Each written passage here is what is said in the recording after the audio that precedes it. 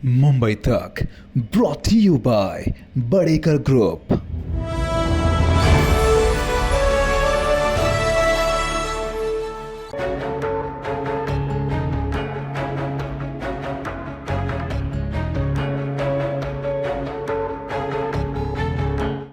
अर्जुन खोतकरांचा सन्मान करताना भाजप नेते माजी केंद्रीय राज्यमंत्री रावसाहेब दानवे यांनी कार्यकर्त्याला लाथ मारल्याचा व्हिडिओ सोशल मीडियावर चांगलाच व्हायरल झाला।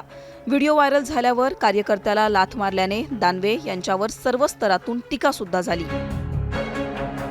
या व्हिडिओवर दानवे काय बोलतात, त्या कार्यकर्त्याचं काय म्हणणं आहे याकडे सगळ्यांचं लक्ष लागलेलं असताना आता स्वतः दानवेंनी ज्या कार्यकर्त्याला लाथ मारली त्या शेख अहमद या मुस्लिम कार्यकर्त्यानं समोर येत आपली प्रतिक्रिया दिली आहे। देखो, कल जो बातमी बताएं वो उसके अंदर कुछ भी सत्य नहीं है। विरोधी पार्टी वालों ने बात को उठाया दानवे साहब के जैसा बताने के वास्ते, लेकिन ऐसी कोई बात नहीं। दानवे साहब का और मेरा 30 साल से दोस्ताना है और दानवे साहब जैसे एयरपोर्ट पे से उतरते मेरे को फोन करते, कहा है तो आ जल्दी खाना खाने को। यहाँ तक हमारी बात है, पर ये बात की वजह से मेरे को इतनी बात बोलना पड़े। हमारा उनके बहुत संबंध अलग है। और दूसरी बात है कि जैसा दानवे साहब घर में से आए कपड़े बदली करके, तो उनका शर्ट पीछे से अटके हुआ था, तो मैंने उनके कान में बोला, मतलब दादा तुम्हारा शर्ट अटके हुआ है। उनकी कुछ समझ में नहीं आया और उन्होंने जैसा मेरे को ऐसा ये करे, जैसा हाथ में उनके गुलदस्ता था करके उन्होंने ऐसा करे, तो ऐसा कुछ हुआ नहीं है। मगर वो चैनल के अंदर रिपीट करके बता रहे, उसके वजह से ज्यादा लग रहा जैसा।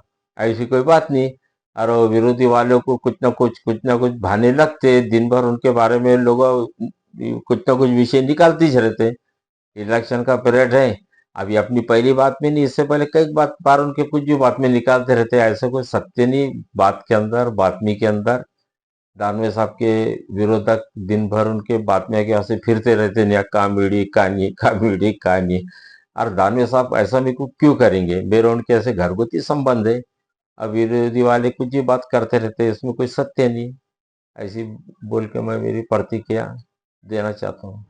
दरम्यान या कार्यकर्त्यानं दानवेंवरील सर्व आरोप खोडून लावले असून दानवेंचे आणि माझे जुने संबंध असल्याचं म्हटलंय। जालन्यातून गौरव साळवीसह ब्युरो रिपोर्ट, मुंबई तक।